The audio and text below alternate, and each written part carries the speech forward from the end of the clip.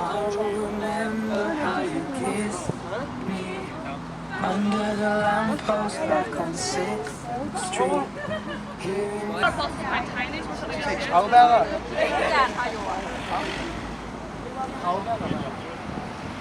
Italian Chaubella.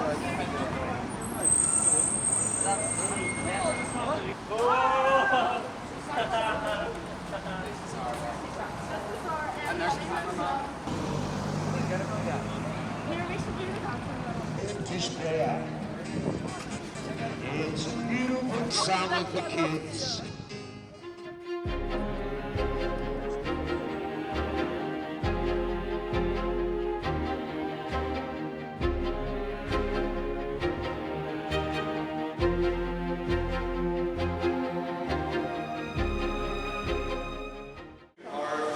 City Hall.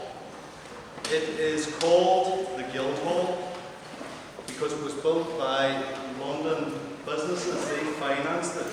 And another name for these London businesses or companies was guilds. And that's where the name comes from. One question we get asked by a lot of people the first time they visit the building is, was it ever a church? But it was never ever a church. It was designed and built as our City Hall. But the man that did design it did design church buildings. And over the years, a lot of the companies or London guilds who paid for the building, they then donated stained glass windows to the different trades, so to commemorate their input. And as you'll see in a moment when we go into the main hall, there is a pipe organ in the main hall.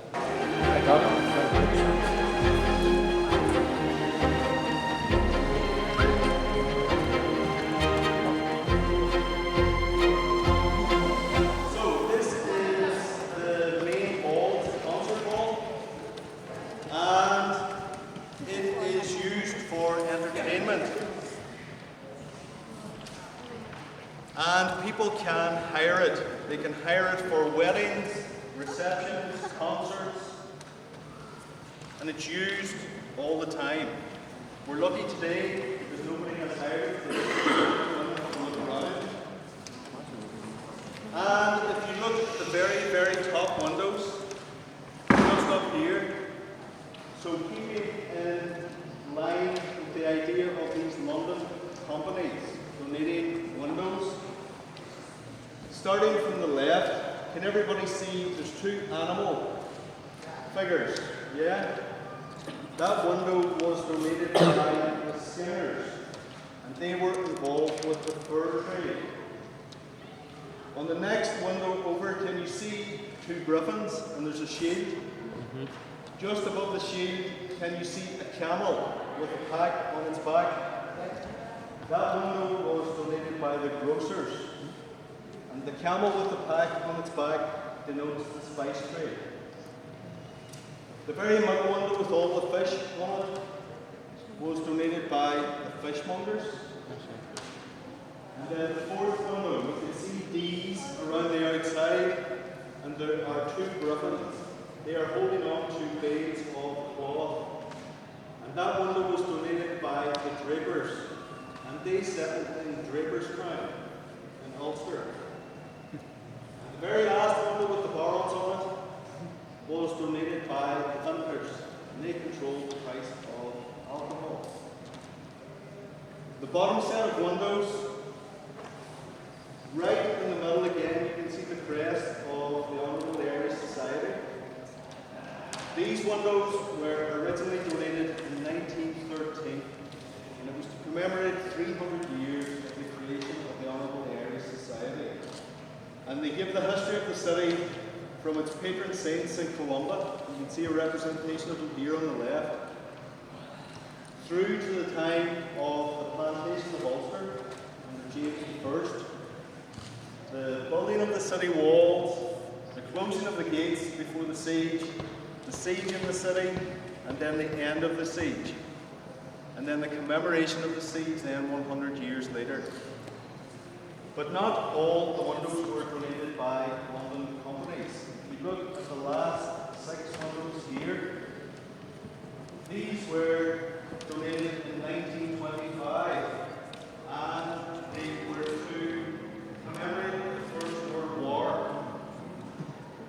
And what you have at the very, very top are all the divisional and regimental badges of Irish regiments that fought during the First World War. And the figures below, the very first wing figure, just above the wings, you see an airplane. Just above the airplane, in the three circles, you can see RAF. So it was for the Air Force during the First World War.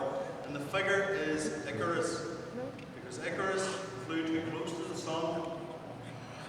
So it's alluding to how dangerous it was to be in the Air Force during the First World War. They were nicknamed the 20 Minuters because it was their life expectancy.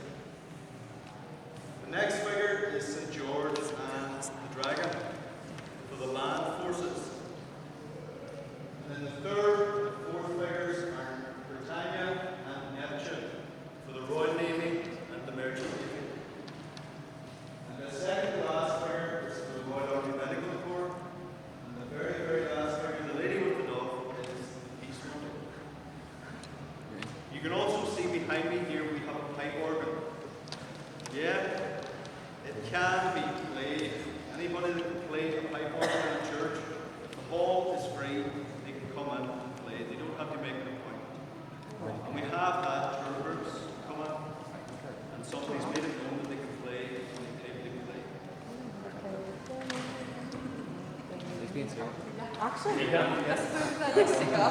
Yeah, sure. Can you play the organ? Can we go? Can you play the organ? Do you have sauna in Gary? Milläs sä menet tekemään?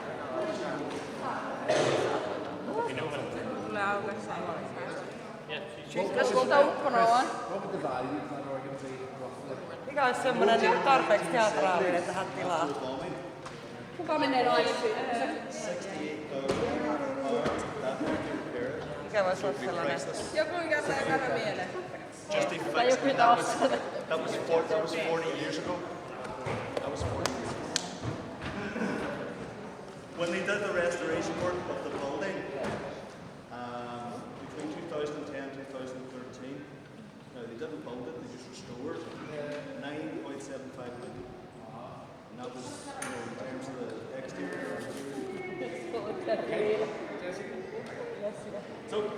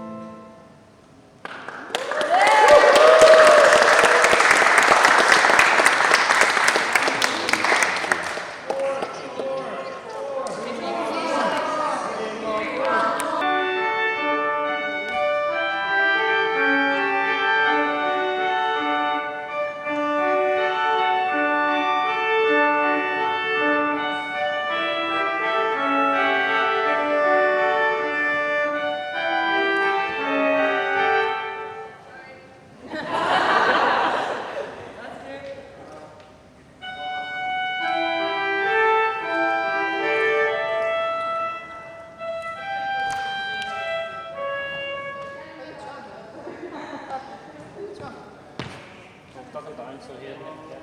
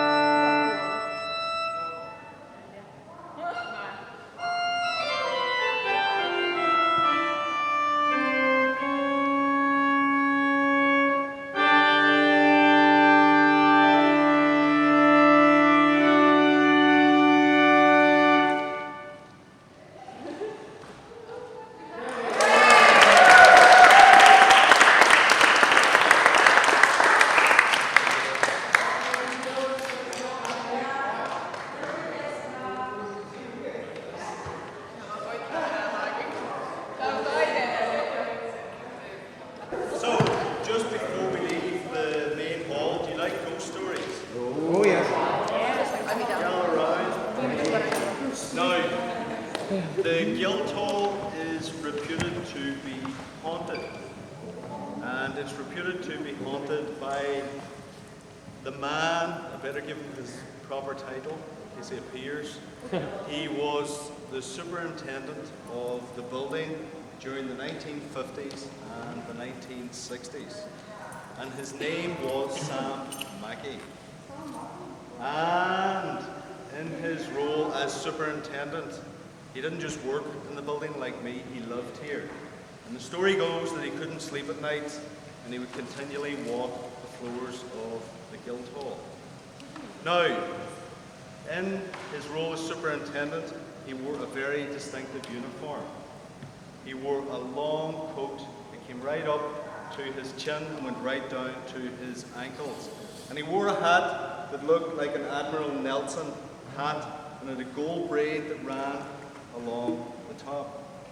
So rather like a pirate's hat. Anybody that's ever seen him says that he doesn't look like a ghostly or spectral figure, that he looks as real as you or me. And if he's ever been spotted, we don't know the reason, but he's always been spotted in an elevated position looking down. So he's been seen a few times on the stage, but mostly up here on the back gallery.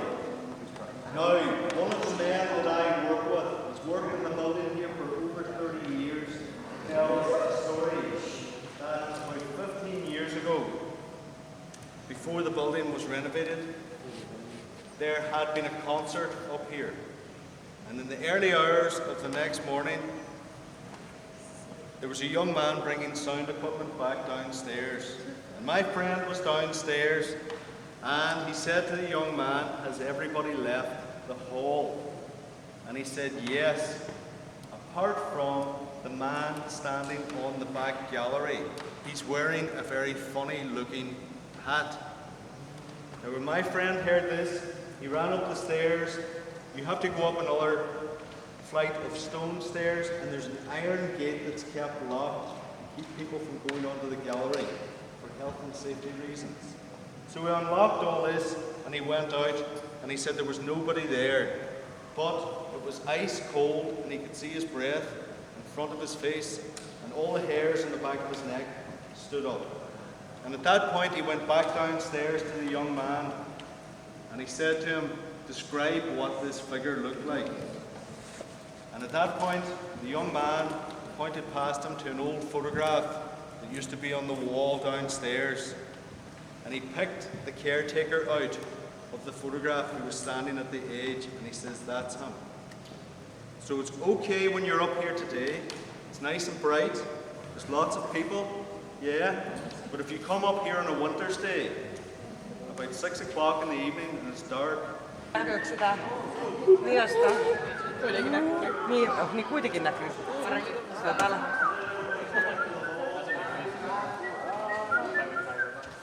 I will tell you about the city's coat of arms. So, what we have here is just above the council chamber is the London Dairy coat of arms, or the smaller hall. And people would have associated it with, had they been in a performance in the main hall, they would have come in here to get changed or to rehearse. And when this was the minor hall, roughly where this bank of lights are now, there was a wooden ceiling that ran straight across. And when they were completing the restoration work, they broke through that ceiling and discovered this hidden up and behind. It had been hidden for years. And they think the other ceiling was just put in for the practicality of heating the room. Now, all the beams were able to be restored, apart from these last two. These last two were rotten and they had to be replaced. And if you look at them, they are a slightly different colour to the rest. The last two were replaced with red conifer.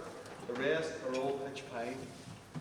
And they were able to work out that there was a painted design on the panels, and they repainted them and re-gilded them. And then they brought that design down and echoed it here in the new carpeting. And the colour of the carpets and the colour of the curtains is specifically for the blue flax flower, and the link with the city being flax, linen, cloth, shirts, because the shirt industry in the city played a huge part in its development and growth. So much so that in the year 1900, 80% of the shirts that were worn in the British Empire were all made here. So huge. Now this is where the local council meet. Whoever is chairing the meeting is at the top table. The small table just in front is for the press. This podium, you can connect audio-visual equipment here, and there are screens that pull down throughout the room. So whatever the speaker is talking about, you can see. And then on the wall we also have 2 cameras, and all the meetings are webcast. So if people can't come in and attend, because you're in the public gallery, so if you can't come in and listen, you can catch up at home. You can find out what's going on. And all the local councillors sit here. Yeah? So folks, I'm going to take you out this other door.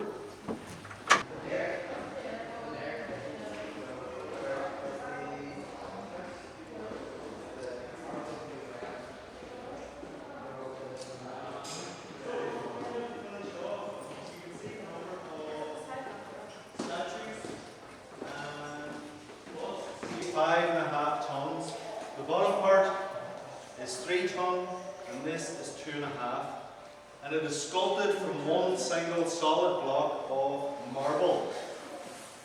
It was the royal sculptor F.J. Williamson who sculpted it at that time.